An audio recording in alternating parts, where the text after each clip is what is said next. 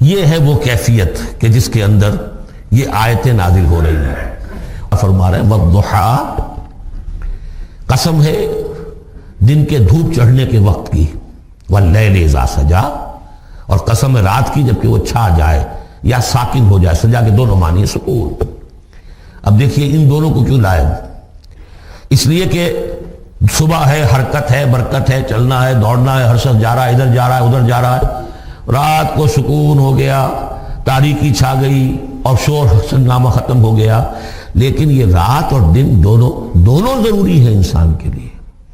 یہاں کا نظام چلانے کے لیے اگر رات ہی رات ہوتی تب بھی یہ دنیا نہ چلتی، اور دن ہی دن ہوتا تب بھی نہ چلتا۔ تو رات بھی ضروری ہے۔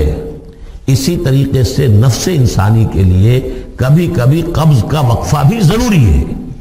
آپ اسے یہ نہ سمجھیں کہ اللہ تعالیٰ ناراض ہو گیا، یہ بھی ہماری تربیت کا ایک یوں سمجھیے کہ جز ہے۔ ما ودعک ربک وما قلی، آپ کے رب نے آپ کو رخصت نہیں کیا ہے، نہ ہی وہ آپ سے ناراض ہوا ہے۔ وَلَلْآخِرَةُ خَيْرٌ لَكَ مِنَ الْأُولَىٰ، اور اس کے بعد جو وقت آئے گا اس قبض کے بعد وہ پہلی سے بھی بہتر ہوگا۔ اور میں حیران ہوتا ہوں کہ کیسے غالب نے وہ بات کہی ہے کہ جو بالکل ترجمانی ہے اس کی، رکتی ہے میری تباہ تو ہوتی ہے رواں اور، یعنی یہ کہ جب میری طبیعت کے اوپر کبھی کبھی رکاوٹ سی آ جاتی ہے، اب شعر جو ہیں اچھے نازل نہیں ہو رہے، لیکن جب وہ رکاوٹ سے میں نکلتا ہوں، اس قبض سے نکلتا ہوں، رکتی ہے میری تباہ تو ہوتی ہے رواں اور، اس لیے کہ اس قبض کے بعد جب مرحلہ آتا ہے انبساط کا اور انشراح کا تو وہ ایک قدم آگے ہوتا ہے، آدمی اس پہلی کیفیت سے ایک درجہ جو ہے اس کا بڑھ چکا ہوتا ہے۔ وَلَلْآخِرَةُ خَيْرٌ لَكَ مِنَ الْأُولَىٰ، یقیناً پچھلی ہر گھڑی، ہر ساعت اور ہر قبض کے بعد آنے والا انبساط آپ کے لیے پہلے سے اونچا درجہ لے کر آئے گا۔ وَلَسَوْفَ يُعْطِيكَ رَبُّكَ فَتَرْضَىٰ، ان قریب آپ کا رب آپ کو اتنا کچھ دے گا، اتنا کچھ دے گا، آپ کی محنتوں کے وہ نتائج سامنے آئیں گے کہ آپ راضی ہو جائیں گے۔ اب دیکھیے پچھلی صورت ختم ہوئی تھی وَلَسَوْفَ يَرْضَىٰ، یہاں ہے وَلَسَوْفَ يُعْطِيكَ رَبُّكَ فَتَرْضَىٰ، صرف ضمیر کا فرق ہے، کیونکہ صدیق پر وحی نہیں آتی، براہ راست خطاب نہیں کیا جا سکتا، وہاں وہ صیغہ جو ہے وہ غائب کا ہے وَلَسَوْفَ يَرْضَىٰ، اور چونکہ نبی وہ ہے جس پر وحی آ رہی ہے، براہ راست مخاطب ہے، تو وَلَسَوْفَ يُعْطِيكَ رَبُّكَ فَتَرْضَىٰ، آپ کا رب اتنا کچھ دے گا کہ آپ راضی ہو جائیں گے۔ اب یہ کہ اسی قبض کی حالت میں پھر اللہ تعالیٰ اپنے احسان جتا رہا ہے، اور یہ بہترین ہے۔ کبھی طبیعت پر ڈپریشن ہو اس طرح کی اور قبض کی کیفیت ہو تو آدمی یاد کرے کس کس مرحلے پر اللہ نے میری دستگیری فرمائی، کن کن مراحل پر اللہ تعالیٰ نے مجھے مشکلات سے نکالا، اس سے وہ حوصلہ بڑھتا ہے۔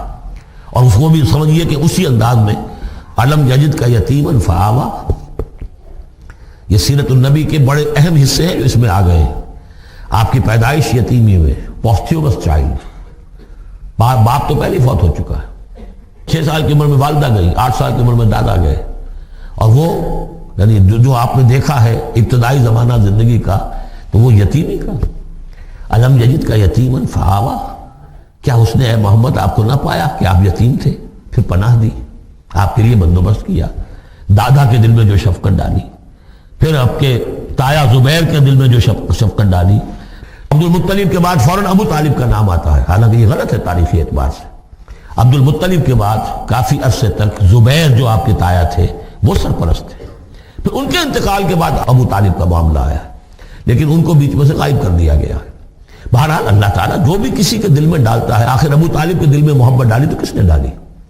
وہ ہم پڑھ چکے ہیں سورہ طٰہٰ میں، وَأَلْقَيْتُ عَلَيْكَ مَحَبَّةً مِّنِّي، حضرت موسیٰ علیہ السلام کی موہنی صورت کے اوپر اللہ تعالیٰ فرماتے ہیں ہم نے اپنی محبت کا پرتو ڈال دیا کہ تمہیں دیکھنے کے بعد وہ قتل کرنے کے ارادے سے باز رہ گئے، ان کے ہاتھ شل ہو گئے، ایسی موہنی صورت، اسے قتل کرنے۔ وَأَلْقَيْتُ عَلَيْكَ مَحَبَّةً مِّنِّي وَلِتُصْنَعَ عَلَىٰ عَيْنِي، یہ ہوا ہے۔ تو فرمایا علم یجد کا یتیما فآویٰ ووجدک ضالا فہدیٰ، اور پھر جب آپ شعور کی پختگی کو پہنچے اور غور و فکر کا مرحلہ آیا، حقائق میں انسان کو سوچ بچار کا مرحلہ آیا، اور آپ کو دیکھا کہ آپ تلاش حقیقت میں سرگرداں ہیں تو ہدایت دی۔ وہ آگے آ جائے گا، بہت قریب پہنچ گئے ہم، اقرأ بسم ربک الذی خلق، وہ مرحلہ جب آئے گا۔ وَوَجَدَكَ عَائِلًا فَأَغْنَىٰ، اور پایا آپ کو تنگ دست تو غنی کر دیا۔ کس طرح سے راستہ پیدا کیا ہے. خدیجہ الکبریٰ رضی اللہ تعالی عنہا نے جو بھی ان کے آپ کے محاسن دیکھے کتنی گرویدہ ہوئی ہیں. بڑے بڑے سردار قریش کے جو ہے ان سے نکاح کے خواہش مند تھے, انہوں نے خود جو ہے اپنی لونی کے ذریعے سے پیغام دیا ہے حضور کو. تو یہ ساری چیزیں جو ہے ان کی ساری دولت جو ہے وہ پوری کی پوری انہوں نے لا کر حضور کے قدموں میں ڈال دی ہے. وَوَجَدَكَ عَائِلًا فَأَغْنَىٰ فَأَمَّا الْيَتِيمَ فَلَا تَقْهَرْ. تو اے نبی تقاضے ان تینوں چیزوں کے کیا ہیں؟ ہم نے آپ کو یتیم پایا, پناہ دی, اب آپ بھی یتیم کے سرپرستی کیجئے. کسی یتیم کو اس کے اوپر کوئی جبر نہ ہو, سختی نہ ہو. وَأَمَّا السَّائِلَ فَلَا تَنْهَرْ. اور آپ جب کہ تلاش حقیقت میں سرگرداں تھے تو ہم نے آپ کو ہدایت دی. اسی طریقے سے اب آپ کو بھی کوئی شخص سائل بن کر آپ کے پاس آئے, سوال کرے, اسے جھڑکنا نہیں ہے. اسے جو بھی سائل دونوں طرح کے ہوتے, سوال کرنے والا کوئی علمی سوال اور سوال کرنے والا کوئی مالی دولت, مالی مدد کے لیے. وَأَمَّا بِنِعْمَةِ رَبِّكَ فَحَدِّثْ. اور جو ہدایت تمہیں دی ہے ہم نے, اب اسے عام کرو. یہ نعمت ہے, آپ کے رب کا انعام ہے, یہ ہدایت جو آپ کو عطا ہوئی ہے اس کو بیان کرو. اس کے بیان کرنے میں یہ بھی ہے کہ اللہ کے انعامات کا چرچا انسان کرے, اس کا شکر ادا کرنے کے لیے, اور یہ بھی ہے کہ اس کو پھیلائے اور عام کرے, دوسروں تک پہنچائے. ورنہ وہ بخل ہو جائے گا کہ وہ دولت جو ہے ہدایت کی, اس کو آدمی صرف اپنی ذات تک محدود رکھے اور اس کا جو خیر ہے وہ دوسروں تک نہ پہنچائے.